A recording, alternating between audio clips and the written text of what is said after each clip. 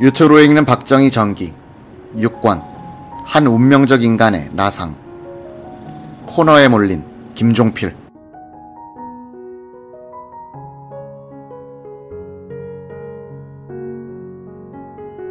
(1962년 5월) 증권거래소는 거래가 폭발적으로 늘어나자 대행 결자 자금을 마련하기 위해서 40억 환을 증자하기로 하고 그 가운데 5억 환을 공모했다. 이때 증권거래소 주식, 즉 대중주는 액면 가격이 5전인데 그 70배인 35환선에 거래되고 있었다. 증권거래소는 주당 14환의 프리미엄을 붙여서 일반인을 대상으로 주식 청약을 받았다.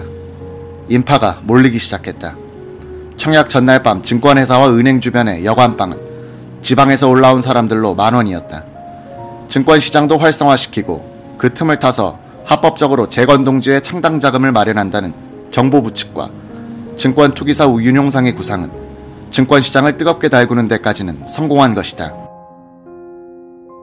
증권회사들이 매도 측과 매수 측으로 나뉘어 일대 공방전을 펼치는 데 따라 주식값은 무섭게 치솟았다.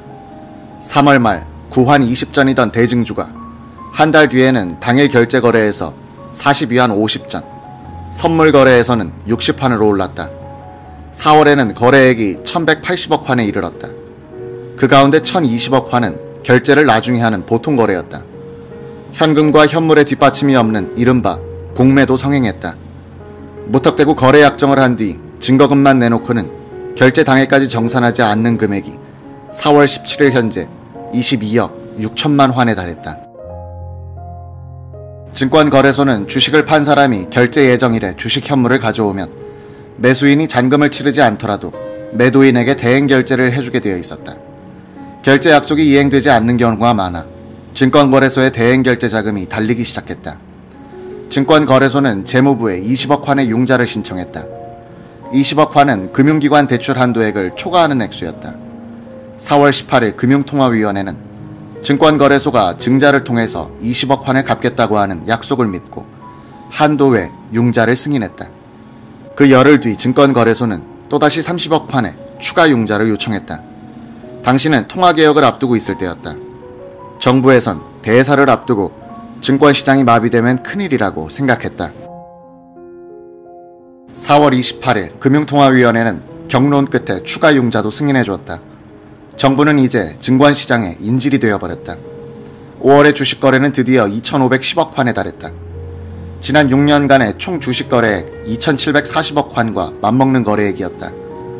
주식의 등락이 심하니 거래 약정을 해놓고 결제를 하지 않는 매수자가 늘어났다. 5월 말을 앞두고 매수자가 결제를 못해서 증권거래소에서 대신 지불해야 할 금액이 691억 환에 달했다. 이 중 60%는 보증금으로 받아놓은 적립증거금으로 충당한다고 해도 230억 환의 융자가 긴급히 필요하다고 했다. 금융통화위원회는 5월 30일 회의를 열고 융자건을 승인했다. 그런데 이 돈이 풀려나가도 증권거래소에 의한 대행 결제는 완결되지 못했다. 다시 100억 환이 모자란다고 아우성이 일었다. 결제 자금이 바닥났다는 소문이 돌면서 주식값은 곤두박질쳤다. 그러는 사이 증권시장은 월말 대행 결제를 다하지 못해 파탄이 나고 말았다. 증권시장이 부도가 난 것이다. 천병규 재무장관은 박정희 의장, 송효찬 내각수반, 유원식 최고위원과 협의한 뒤 6월 1일 금융통화위원회를 또다시 소집했다. 유원식 최고회의 재경위원이 참석하여 내가 전 책임을 지겠으니 긴급 융자를 승인해 주시오 라고 강권했다. 증권파동의 중심 인물인 강성원도 회의장에 나가서 정보부의 위세를 과시했다. 금융통화위원회는 100억 환의 추가 지원을 승인했다. 이 돈으로 5월 말에 결제기일이 도래한 주식거래 대금을 겨우 지불할 수 있었다.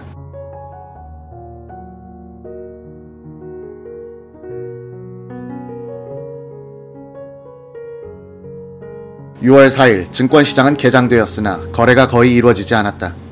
문제는 6월에 결제기일이 도래하는 약 392억 환의 거래 약정액이었다.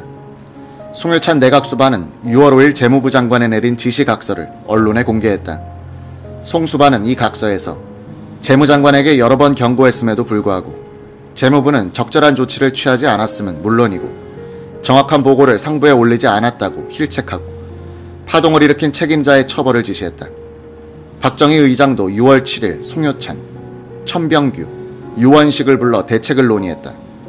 이 지시에서 그는 6월 말까지 결제기한이 도래해야 하는 주식 거래를 해지시키도록 했다.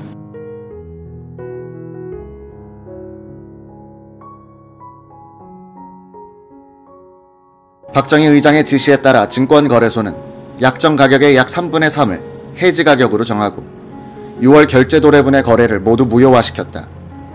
6월 10일 통화개혁으로 증권시장은 휴장에 들어갔다. 수많은 사람들이 증권 파동으로 떼돈을 벌고 떼돈을 날렸다. 증권시장이란 것은 믿을 수 없는 투기판이란 인상을 국민들에게 주게 됐다. 증권시장이 제대로 기능하기까지는 10년을 기다려야 했다.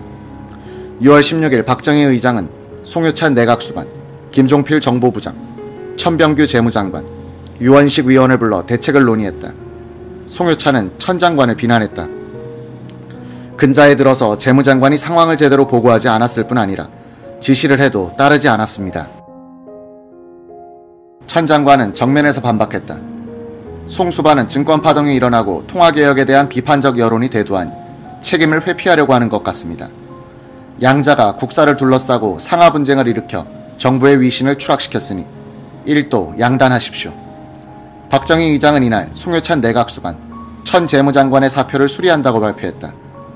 이틀 뒤 박정희 의장은 자신이 잠정적으로 내각수반에 겸임하고 재무장관에는 김세련을 임명했다. 송유찬이 천병규 장관을 질책한 것은 천 장관을 조종하고 있다고 본 김종필 부장에 대한 간접적인 비난의 다름 아니었다. 천병규 장관은 혁명 세력 내부가 한 덩어리의 바위가 아니라 수개의 분파로 대립돼 있다는 것을 알게 됐고 민간 강요는 자주력이 없는 일개의 사무적 기능에 불과하다는 것을 알게 되었을 때는 이미 때가 늦었다고 회고했다. 송유찬 수반은 통화개혁과 증권파동에 주도적으로 참여한 적이 없었다.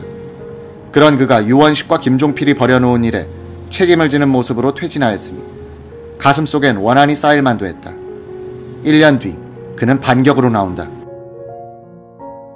한편 김종필 중앙정보부장은 재건동지회 비밀조직 및 증권파동으로 허점이 노출되면서 이주일 최고회의 부의장, 김동하 재경위원장으로 대표되는 함경도 세력과 김종호 육군참모총장, 김재춘 합동수사본부장의 군부 세력으로부터 도전을 받는다. 6월 말 김재춘은 김종호와 함께 박정희 의장을 찾아가 그동안 수집한 정보부의 월권 행위를 낱낱이 보고했다. 군, 검, 경, 합동수사본부장인 저에게까지 무장한 특공대를 따라붙여 겁을 주는데 일반 국민들에게는 어떤 행패를 부리겠습니까? 강제 수사를 해서라도 정보부에 대해서 국민들이 가진 의혹을 풀어줘야 합니다.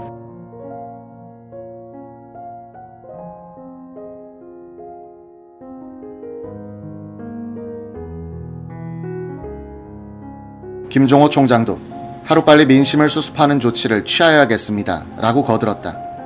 박 의장은 알았어 하고는 다시는 말이 없었다. 두 사람은 물러나올 수밖에 없었다. 다음날 박정희 의장은 김재춘에게 전화를 걸어 김종호 총장과 함께 최고회의로 들어오라고 했다. 박 의장은 두 사람 앞에서 이런 말을 꺼냈다. 김재춘 장군이 중앙정보부를 좀 맡아줘야겠소. 이 혼란한 상황을 수습할 사람은 당신밖에 없다고 생각해서 각별히 부탁하는 것이오. 김재춘은 자신의 귀를 의심했다고 한다. 김종필과 관계된 문제에 대해서는 항상 소극적이던 박 의장이 이런 결단을 내린 배경이 궁금했다.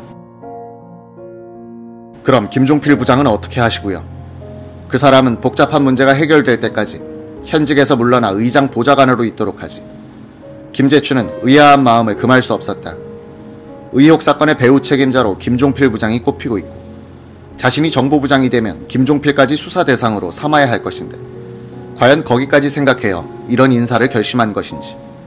다음 날 김종호 총장과 김재춘 본부장은 다시 박 의장에게 불려갔다. 김재춘 장군, 어제 내가 모처럼 부탁한 정보부장 이야기는 좀 어렵게 됐소. 어렵게 되다니요? 그게 말이요. 박정희는 생각을 바꾸게 된 배경을 설명해 주었다고 한다. 간밤에 최고회의 안에 648기 출신 소장파들이 자신을 찾아와 밤새도록 설득하더란 것이다. 그렇게 하시면 그러지 않아도 신당 문제로 곤경에 빠져있는 김종필 부장을 내장하는 결과가 됩니다. 후임에 김재춘을 앉히면 사태는 걷잡을 수 없이 악화돼 혁명 주체 세력은 와해되고 맙니다. 절대로 안 될 말씀입니다. 카카, 우리는 한 배를 타고 항해하고 있습니다. 공동 운명체입니다. 서로 치고받는 일이 있어서는 안 됩니다.